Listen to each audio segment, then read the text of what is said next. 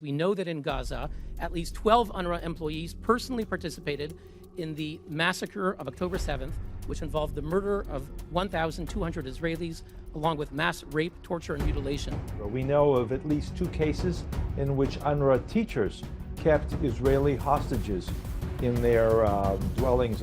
Estimates of around 1,200 out of the approximate 30,000 employees of UNRWA who are directly members of Islamic Jihad, Palestinian Islamic Jihad, and Hamas. It's a key UN agency that over the past decade, Australian taxpayers have handed over around $200 million to help fund. Revelations that a dozen UNRWA staff participated in the brutal October 7 massacre on Israel is just the tip of the iceberg. In this Sky News special report, we look at how Australia and other Western nations are responsible for turning a blind eye and handing over cash to an organisation that's alleged to have deep links to terror, and the signs that it won't be long until we're back funding an agency that's been accused of perpetuating hate and war.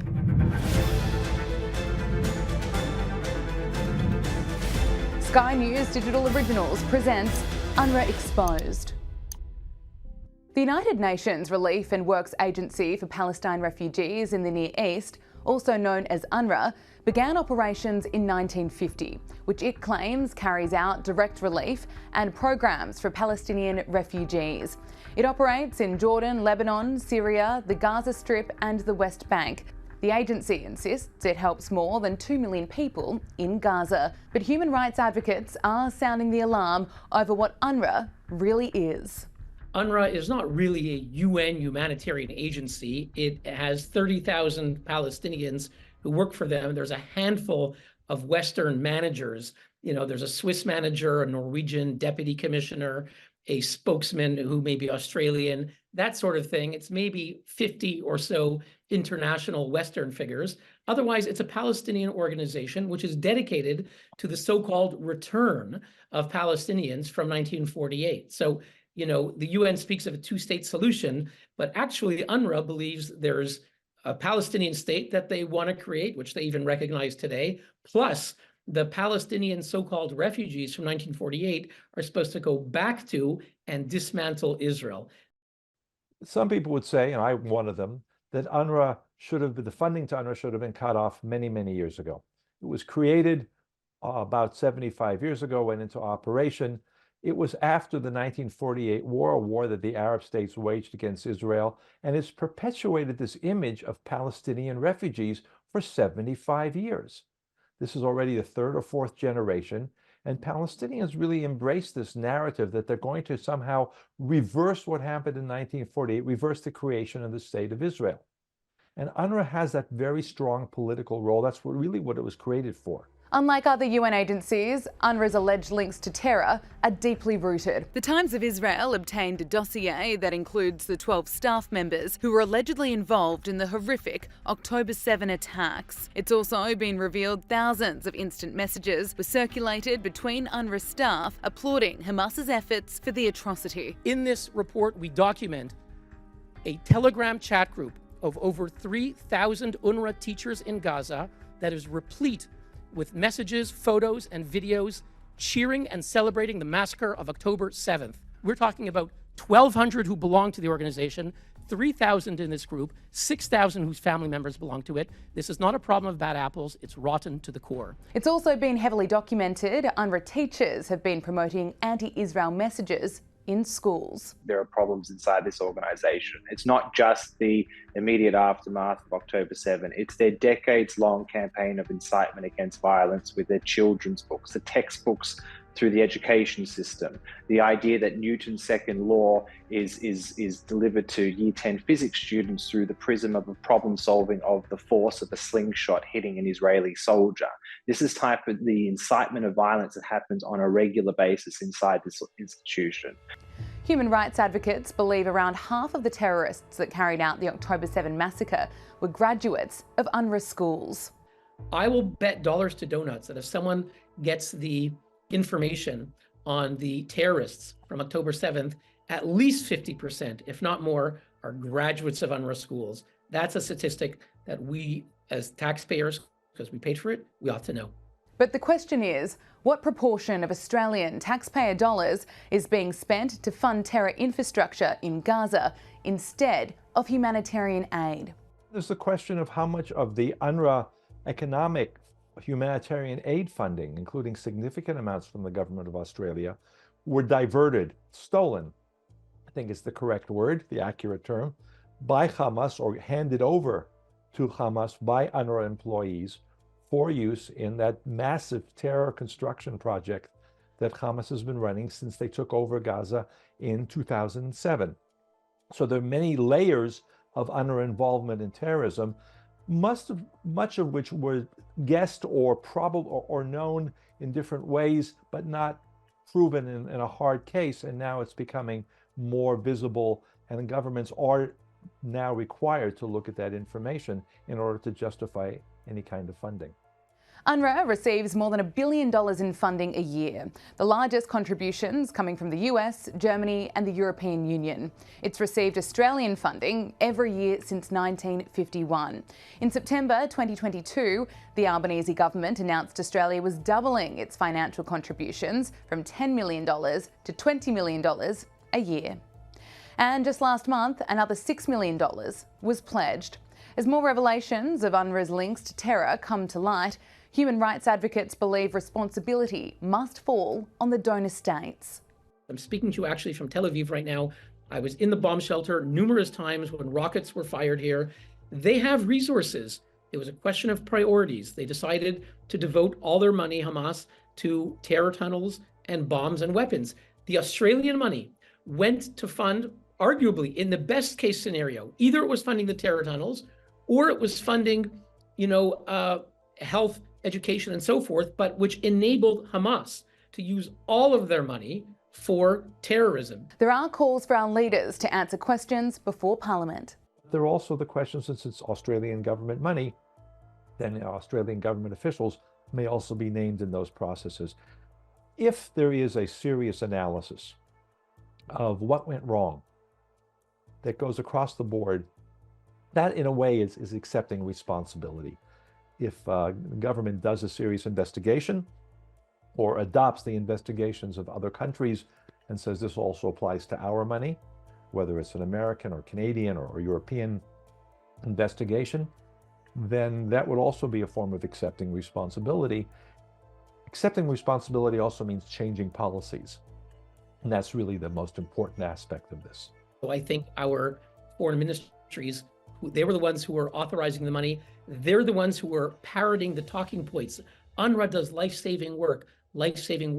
How many were participated in the October 7th massacre, mutilation, mass rape, torture? We know 1,200 were card-carrying members of Hamas and Islamic Jihad. Our foreign ministries should be made to answer before Parliament and before the people of Australia and the other Western democracies. Sky News has been reporting on UNRWA well before the October 7 attacks. Joint report this week released shows that UNRWA, this is the United Nations Relief and Works Agency, we've talked about it many times on this show. We encouraged and were partly responsible for Julie Bishop withdrawing $10 million of your taxpayers' money going to UNRWA because we allege that they support terrorism within the West Bank and elsewhere by teaching Palestinian kids to go out and murder Jews. Penny Wong, as soon as she became foreign minister, put that $10 million back into UNRWA. We've now had a joint report this week going at the US Congress, which points out that UNRWA and makes the obvious links between UNRWA and terrorism towards Jews within the West Bank and elsewhere. On January 27, Foreign Minister Penny Wong announced Australia would temporarily pause funding to the UN agency following allegations its staff members participated in the October 7 massacre. More than 10 countries, including the US, Canada, Britain, Germany, Italy, the Netherlands, Switzerland, Finland, Estonia, Japan and Romania, also suspended funding. But Penny Wong has left the door open for funding to be reinstated fast. By reminding people why successive Australian governments since 1951 have funded this organisation. And it is because it is the only organisation which delivers the sort of assistance and substantive support into the occupied Palestinian territories within the international system. So that is the reality. Can I also remind people what is happening in Gaza at the moment? We have reports from the UN that 400,000 Palestinians in Gaza are actually starving, and 1 million are at risk of starvation. An estimated 1.7 million people in Gaza are internally displaced, and there are increasingly few safe places for Palestinians to go. More than 1.4 million Palestinians are sheltering within UNRWA facilities. The minister's stance is causing political pain. We invited the minister on for an interview on the potential reinstating of funding, but she was unavailable. The opposition is calling for Penny Wong to be sacked. And again, if the Prime Minister had the strength of leadership, he would stand up and say that Australian taxpayer money is not going to a terrorist organisation. If Penny Wong is now advocating, knowing that this money is going to an organisation not fit for purpose, if that is her argument, then the Prime Minister should sack her. Every alternative should be explored. Alternatives in terms of Australian funding going through other agencies such as the Red Cross or UNICEF, as well as ultimately alternatives to UNRWA in its current shape, structure and form, because as an organisation it hasn't just faced these most grievous of allegations recently about employees being involved in the October 7 attacks. It's also faced many, many years of concerns about whether the actions of some of its employees, the way in which its resources have been deployed, have fed extremism and motivated people who might ultimately be engaged in terrorism in any way. But of course, Australia's actions in this regard should also work well and truly in lockstep with international partners. It would be of deep concern if Australia were to act in reinstating funding in any way ahead of the United States or other key partners, and that there must be, if it is to be reinstated, rock-solid guarantees and processes in place to ensure that not a single dollar of Australian taxpayer money goes anywhere other than to humanitarian support for those who genuinely need it. The Prime Minister has also indicated it's only a matter of time until funding is reinstated. All of us want to see the support for kids in Gaza can't be in a situation whereby people are literally starving, and the only organisation that can provide that support there is UNRWA. UNRWA are providing shelter for literally hundreds of thousands of people there.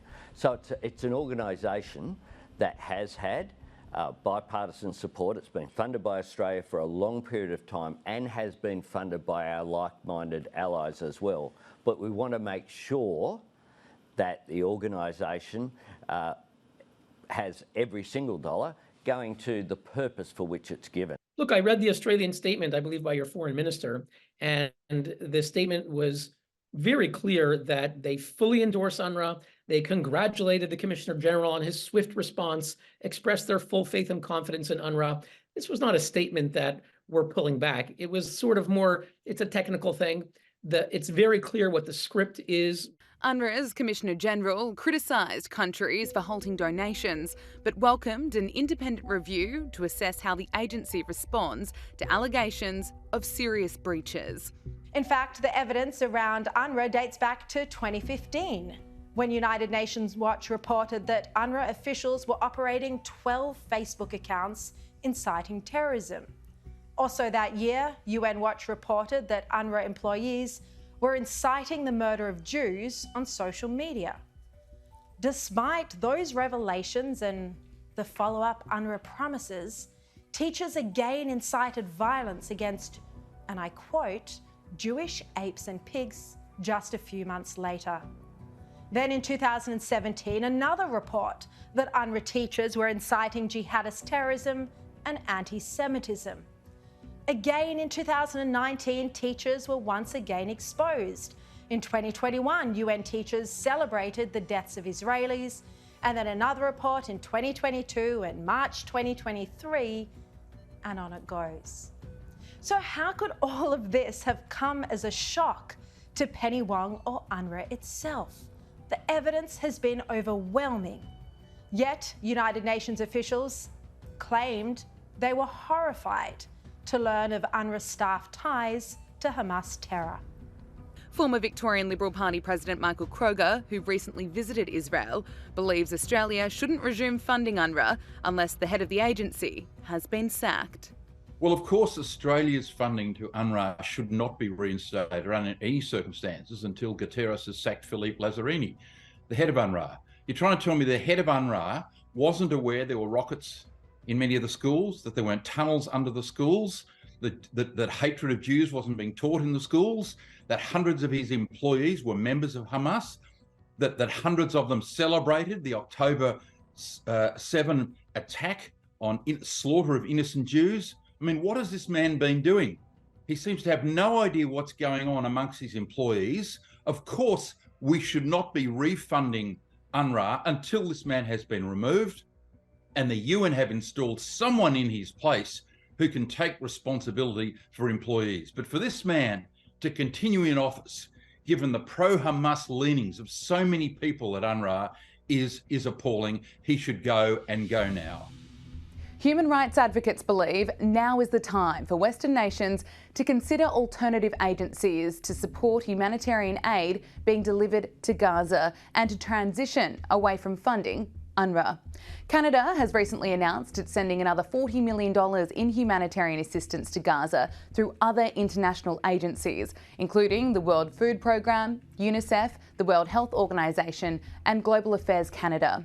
UNRWA's shelf life really ran out a good 30, 40 years ago, and there are other frameworks that will not include both the diversion to terrorism and also the what I would call the political ideological incitement that has been taught in the schools.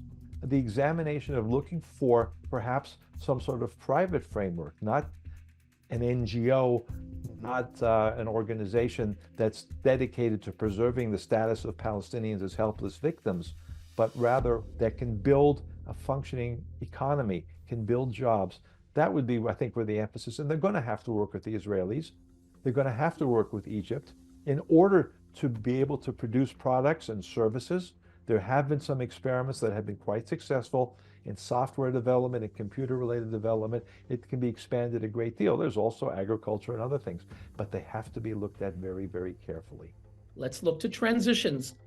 Other agencies, guess what? I work next to the UN Refugee Agency in Geneva, the UNHCR. They're very good at showing up anywhere in the world, feeding whoever needs to be fed and taking care of their humanitarian needs.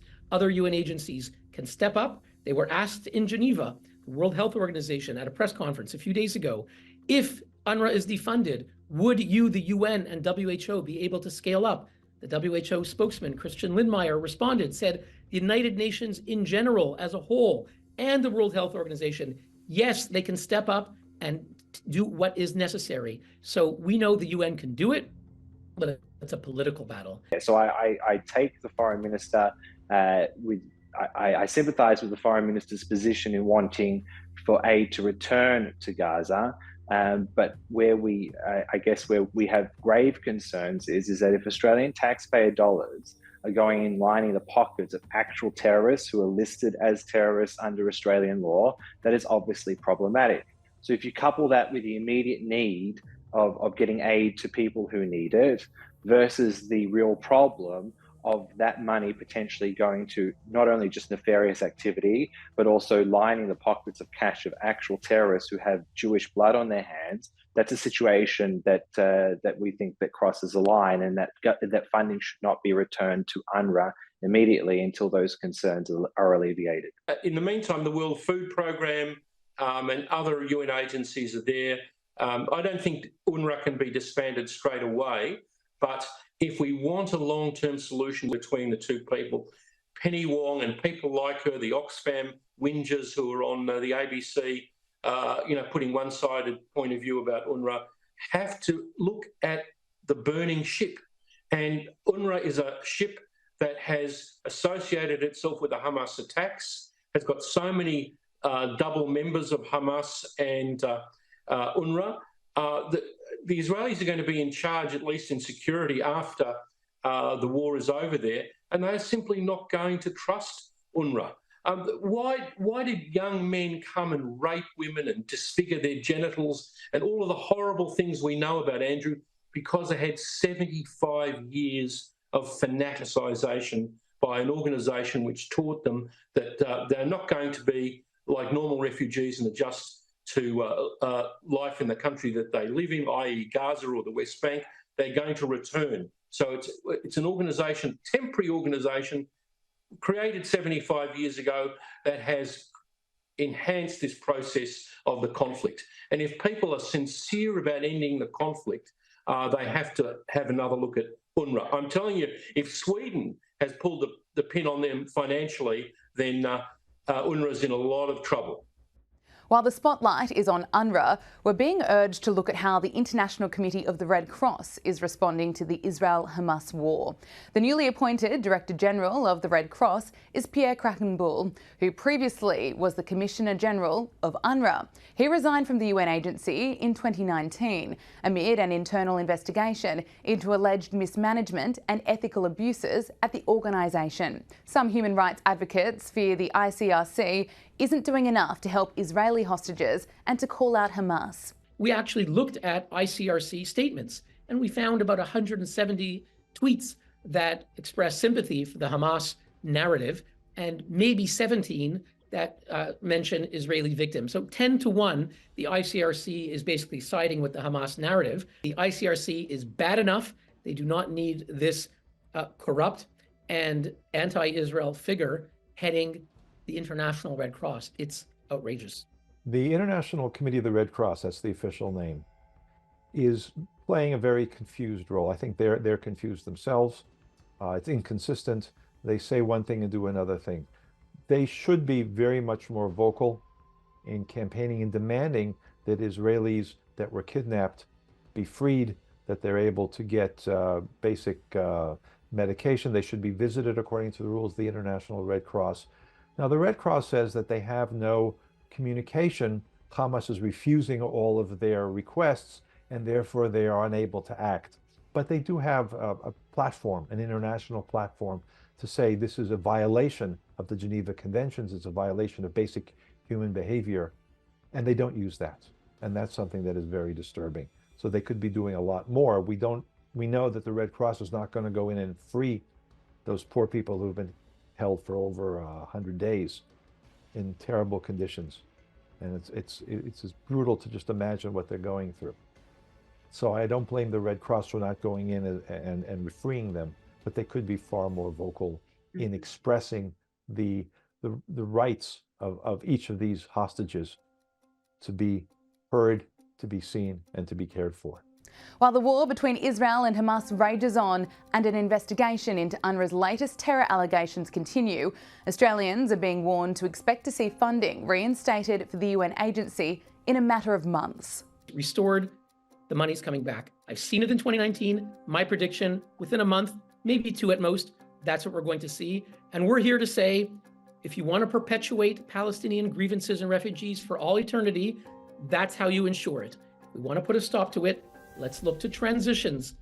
Other agencies, guess what? I work next to the UN Refugee Agency in Geneva, the UNHCR. They're very good at showing up anywhere in the world, feeding whoever needs to be fed and taking care of their humanitarian needs.